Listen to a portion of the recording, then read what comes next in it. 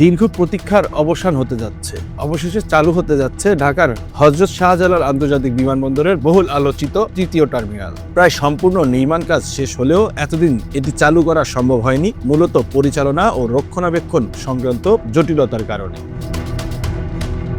তবে এবার মিলছে সুখবর। জাপানি কোম্পানি কনসোর্টিয়ামের সঙ্গে নতুন করে আলোচনার পর চুক্তি এখন চূড়ান্ত পর্যায়ে পৌঁছেছে। বাংলাদেশ বেসামরিক বিমান চলাচল কর্তৃপক্ষ বা বেবিচকের কর্মকর্তারা জানিয়েছেন, সার্ভিস চার্জ, অপারেশনাল নিয়ন্ত্রণ এবং রাজস্ব ভাগাভাগি নিয়ে আগের জটিলতাগুলো অনেকটাই কাটিয়ে ওঠা গেছে। গত সোম ও মঙ্গলবার অনুষ্ঠিত ধারাবাহিক কারিগরি বৈঠকে উভয় পক্ষ গুরুত্বপূর্ণ অগ্রগতি অর্জন করেছে। বেবিচক চেয়ারম্যান জানান, আগামী 3 এপ্রিল একটি উচ্চ পর্যায়ের বৈঠকে চূড়ান্ত সিদ্ধান্ত আসতে পারে। এই বৈঠকে অংশ নেবেন সরকারের শীর্ষ পর্যায়ের একাধিক গুরুত্বপূর্ণ ব্যক্তি।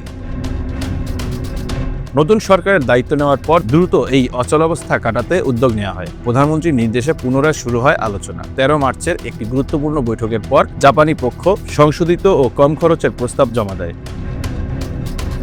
প্রকল্পটি প্রায় 21,398 কোটি টাকা ব্যয়ে নির্মিত এবং এর অর্থায়ন করেছে জাইকা। এই বিশাল টার্মিনালটি বছরে 1,20,00,000 থেকে 1,60,00,000 যাত্রী এবং প্রায় 9 লাখ টন কার্গো পরিচালনা করতে সক্ষম।